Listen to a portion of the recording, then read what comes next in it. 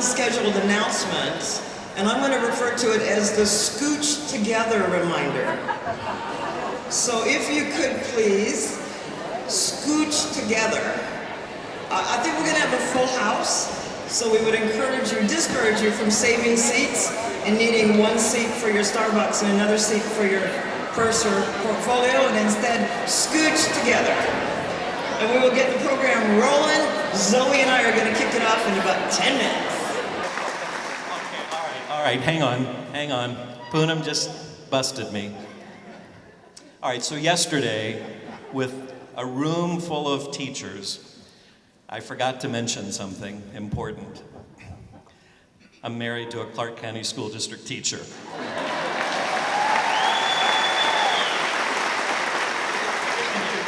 And we appreciate and accept your repentance. On that same vein, how many of you were here 4 years ago, which was the last time I had the privilege of hanging out with you? How many were here? I must repent. Joyce Haldeman made me come back early from vacation. I was having a really significant out-of-body experience, which for me often means I think inappropriately. I somehow made the decision to share with you that I hadn't had time to shave my legs. And it's scary how many of you still remember that and still bring it up. So, I repent today.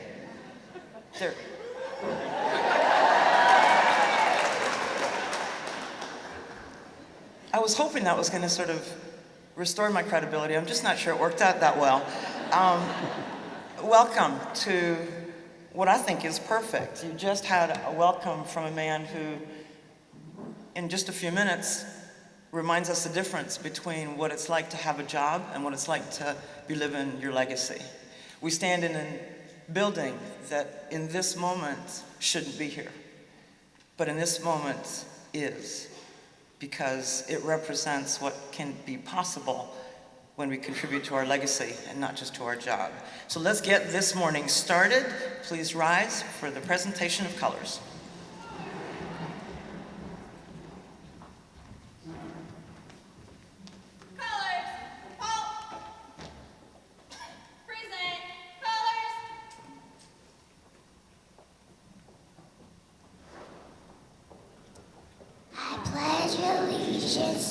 To the flag of the United States of America, to the republic for which it stands, one nation, under God, indivisible, with liberty and justice for all.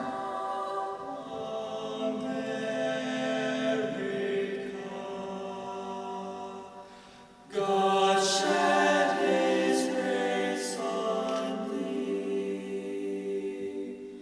Oh, say, can you see by the dawn's early light what so proudly we hailed at the twilight's last gleaming, whose broad stripes and bright stars through the perilous fight o'er the ramparts we watched were so gallantly streaming, and the rockets bursting in air gave proof through the night that our flag was still there.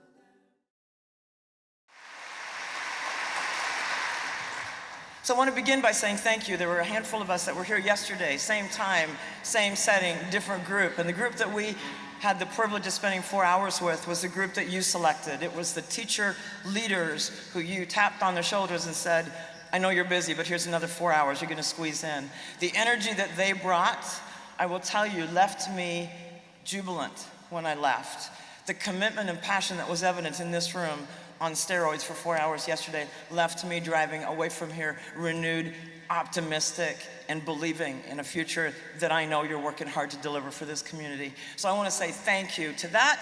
Couple of little things, because they're going to show up at the water cooler today. So the best way to deal with water cooler chat is to deal with it head on, because transparency is what we do around here, right? Pat does have undulating hips. You will hear it. It is true. You will see it for yourself later. Yesterday, this is true, because it's going to sound like just a bad rumor, the superintendent did forget to wear his belt. It's true. He kind of sort of was sagging, I think, in the middle of remarks. It's true. He owned it and acknowledged it, because transparency is the name of his game, and he went on to share a lot, and that was that his underwear were really cute. So I don't know what you're going to hear going back. I hope it has to do with the focus and the energy and the passion that they were charged around. I fear it may have to do with Pat's undulating hips and the superintendent's cute boxers. I don't know that they're boxers, frankly. I don't think that was as clear. I'm really committed to getting to this credible place that's my aspiration. Tactile surfaces, you've got mohair seats. Feel free to enjoy them, because that's what Myron Martin, our gracious host, has given us permission to do. Just keep your hand on your own seat. And that was, Stacy asked me to make that announcement.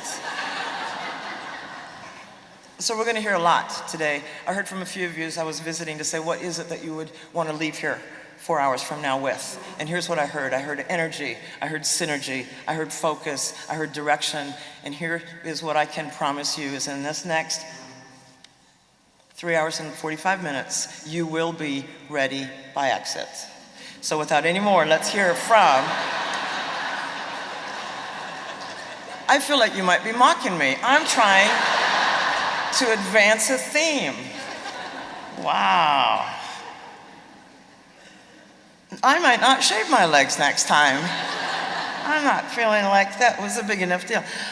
First up, you're gonna hear from a lot of people who have your back and are pulling for your success.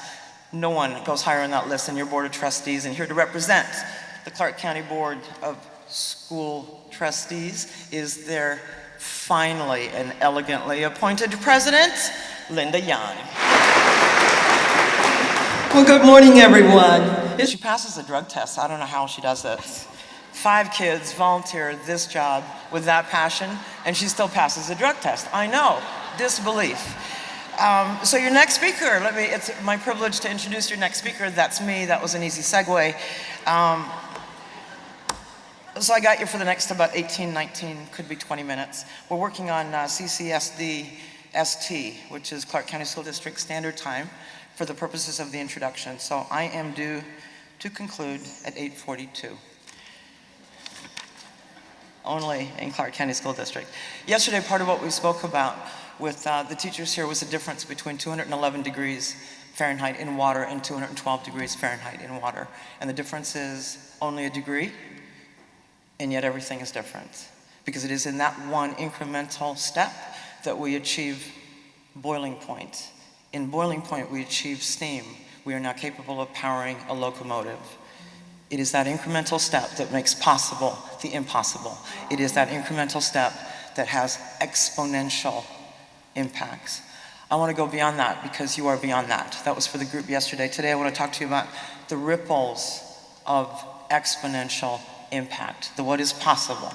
And let me remind you that 212-degree actions and the ripples that they create, we don't need to look far than the history of this community to understand that we live in the Mecca of defying possibility. And let me just give you a quick history lesson. It was in 1946 that a gangster named Bugsy Siegel looked at an open strip of desert and said, I'm gonna build a hotel casino there. And I know that there was a quickly assembled choir, and in perfect unison they said, can't be done, can't be done, can't be done. And son of a gun if Bugsy Siegel didn't do it. Fast forward, it was in 1973 that a man named Kurt Kerkorian came to town and said, on that street corner, today we know it as Flamingo and Las Vegas Boulevard, then it was not much more than dirt. He said, I'm gonna build 2,000 hotel rooms, more than have ever been built in a single building, ever on the planet. I'm gonna call it the MGM Grand. Today we know it as Bally's.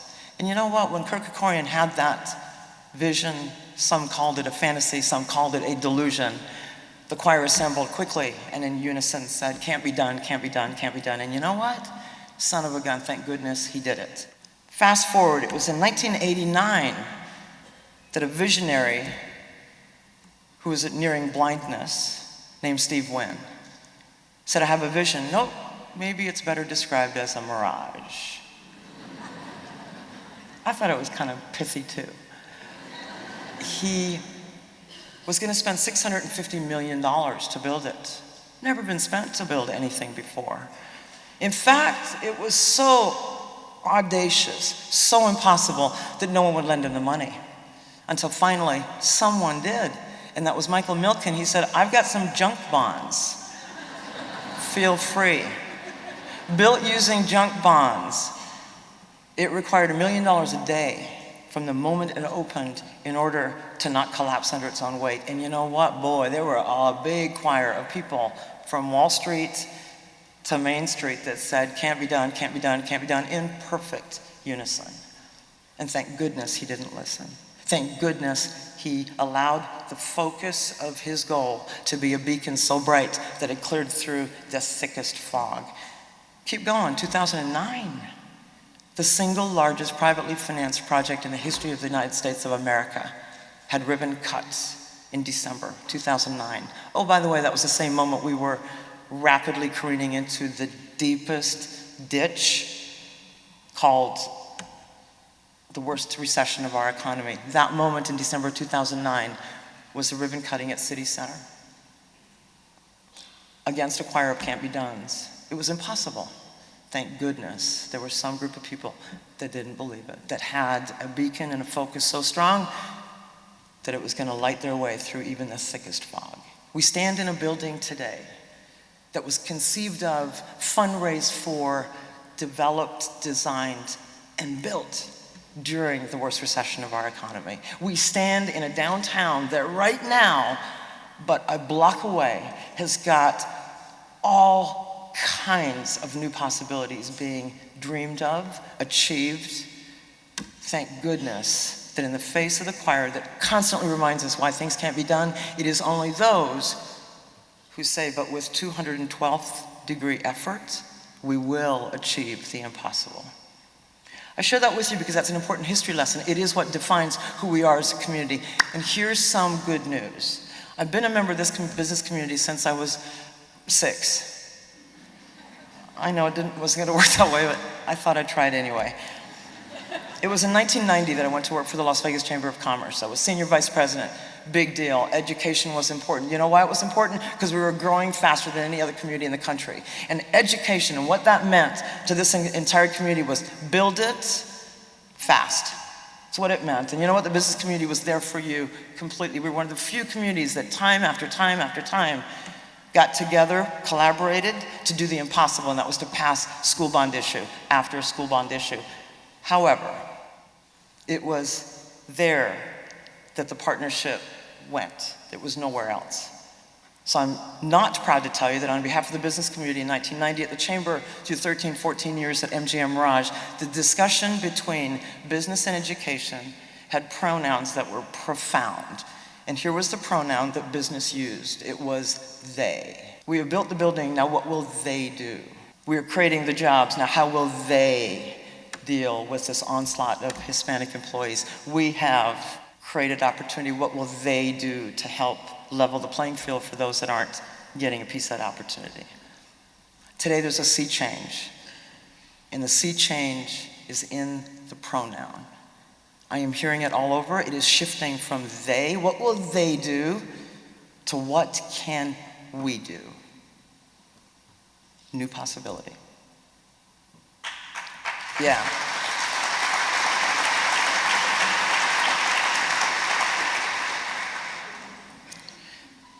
So, in other places around the community right now, everything is around economic development. Gaming won't get us out of this place, and we know it. Construction won't get us out of this place, and we know it.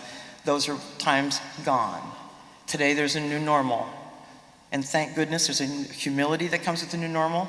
There's a recognition that we are not in it for ourselves and alone in our new normal. Thank goodness for those things. It is a new sensibility, it is a new time, and it has to be.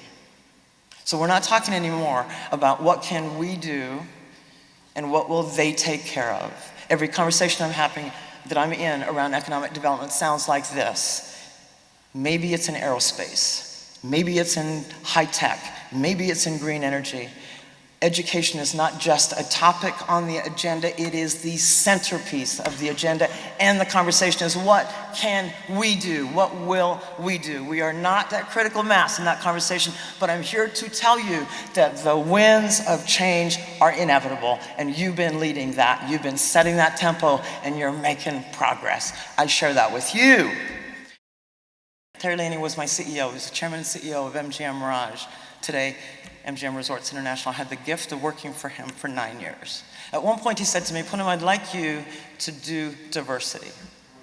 You be the diversity diva of MGM. He didn't actually talk like that, I did. And I, at the time, was raising a family that destiny had created for me. So I've got a white blonde-eyed kid, blonde, blue-eyed. He's actually not blonde-eyed, he's blonde-haired and blue-eyed. I've got a Barack Obama mini-me, picture that, and I've got a light-skinned African-American beauty. And so for someone to say to me, can I pay you to live your highest purpose, didn't get any better. I said, yes, I will be your diversity diva. I never understood, though, why a white guy of privilege with the fanciest office I'd ever seen would care about diversity. So one day I asked him, said, I believe in you, and I'm gonna follow you, and I'm gonna do everything I can as a member of your team, but why? Why does that matter? And he said, I don't know. I don't know, but when I get some clarity, you will be the first to know. And true to his word, a few months later, he came back and he said, I have an answer to your question. And what had happened in those few months is he had turned 60, and he was a twin. And so for the 60th birthday, the wives of the twin brothers took them to Hawaii, because that's what you do when you're the CEO. You go to Hawaii. It was probably a really fancy suite. In that fancy suite in Hawaii, the wives presented to the twins, their husbands, a DVD that represented the best of 6 decades, pictures set to music. And Terry watched that DVD, and he saw one picture. And that one picture caused him to come back and say to me, I now know the reason why diversity matters to me. And the picture was of his first communion. And picture this, he was raised in Beverly Hills, so this is not a man who thought he was the first to tell you that he was a man of privilege, had grown up as a boy of privilege. He went to a very shishi school, and the policy of this one school was that any staff member could enroll their child for free. And like any father, there was a man named Coach Cunningham, who just like any father wanted to do more for his children. He wanted to give opportunity and allow for their possibilities. He enrolled his daughter at school. Her name was Julie. Julie's enrollment was a firestorm, created a firestorm of controversy. Half of the parents stood up and said, that black child will not go to our school. The other half of the parents just as quickly lined up, led by Mr. and Mrs. Laney, and they said, Julie Cunningham must go to our school, and if she is not allowed to, we are all leaving. And what Terry remembered is he saw the picture, and the picture was of their first communion. I want you to get the picture in your head. Everyone's wearing white. They're about 8 or 9 years old. And I looked at the picture this morning, actually. There's like 4 rows of children, beautiful faces, all in white. And relegated to the furthest corner is this very dark-complected, beautiful little girl named Julie Cunningham. And Terry saw that picture, and he knew what his answer was. He came back and he said, that's why. And I said, Terry, would you please share that story? Because I now will go deeper, further, faster to build your vision.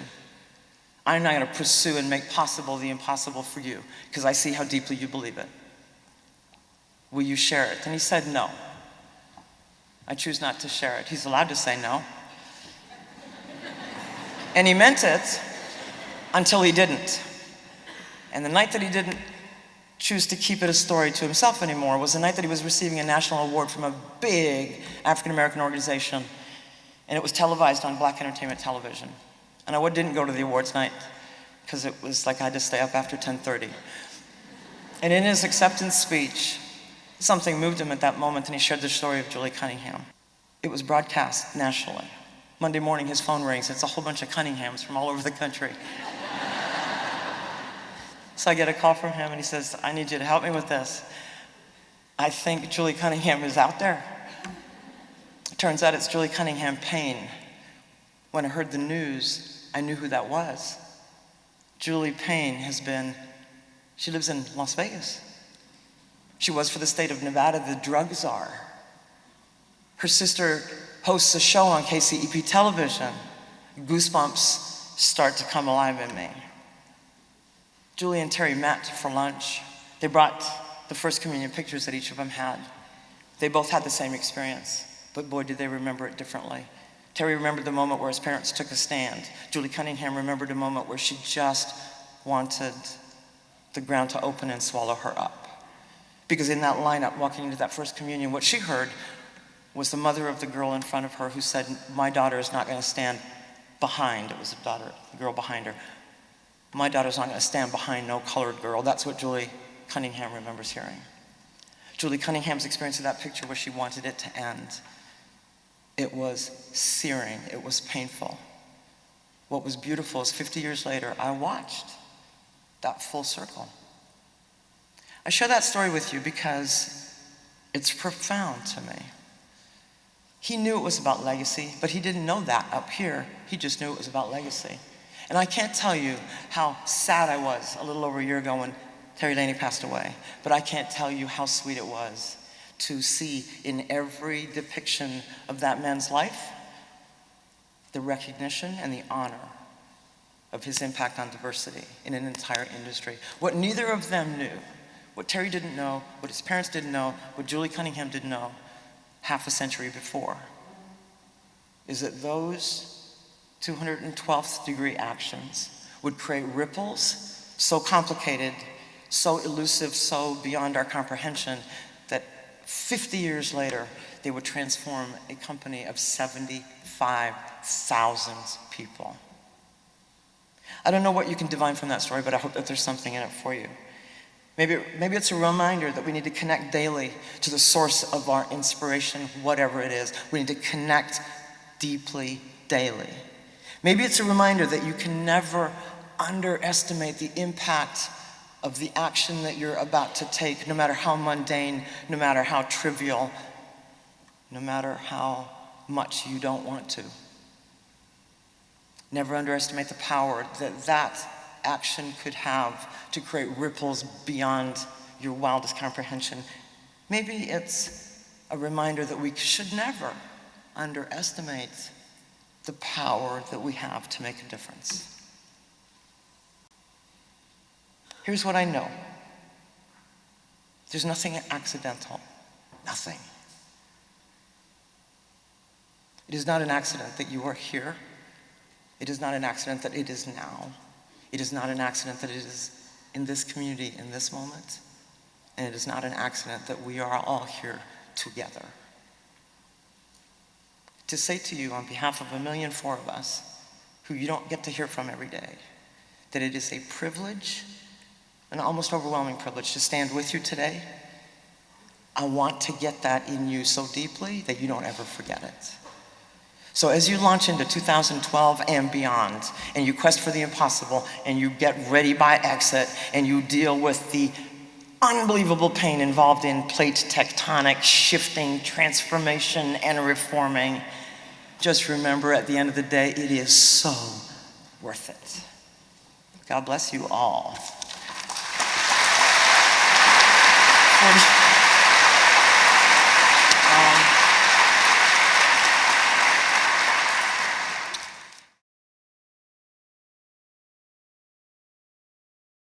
Hi, I'm Nicole Donadio. I'm the principal of Bob Miller Middle School. I had an excellent experience today listening to Punam Mathur at our administrative kickoff. She's so warm, she's captivating, she's engaging, she's intuitive. What is extraordinary about her is she has excellent comedic timing, yet you can tell that she can move you from laughing to crying in moments. She has the ability to capture the crowd and really focus you on what's important and the topic of the day, and really putting students first, and I'm grateful to have been in her audience. I want to say that Punam has inspired me in a lot of ways. What I found is that in the audience, people were saying she's wonderful, she's terrific. What is inspiring is her authentic compassion for the community and her ability to use what she knows about the business community and make positive contributions to education and really positively impact the future of the Las Vegas Valley. It's inspirational to me, and it makes me want to do more to foster that relationship between the community and schools. Greta PA, the Director of Diversity with the Clark County School District. I am so excited to be here today, especially with Punam being the MC. She is known throughout the city as the diversity diva, and it was great to hear her stories, to talk about the past, how Las Vegas has changed from the past to the future, especially looking at the demographics and what we've been able to do as a school district. When we hear so many negative stories that Clark County School District hasn't done a great job in servicing their students, what we're hearing today is we actually have done a wonderful job. We just didn't know how to pick the great information out to share with the community that we really are servicing your students, and we're doing what we need to do to make sure that our students become the leaders of the future and that they understand how to work within a diverse society. I'm so happy to be here, and I'm ready for another exciting school year. My name is Pat Skorkowski. I have worked with Punam Mathur in many speaking engagements and had the opportunity to see her in so many different events and venues. She instantly connects to the audience, makes it personalized, and truly sends a message that inspires everybody as soon as they walk out the door to do a better job, to be a better person, and to make sure that they connect with the person sitting next to them. She's amazing, and I love her to death. Great. Hi, my name is Kim Sorensen, and I'm a coordinator within the Clark County School District, and I've had the opportunity to attend an event where Punam was the MC. This is actually my second time being at an event where she emceed the event. She is incredible. She has this incredible innate ability to allow the audience to feel like they're a part of her, and she does it. She has humor. She is... She's got a lot of humor, but laced with a lot of making everyone feel safe and very much loved.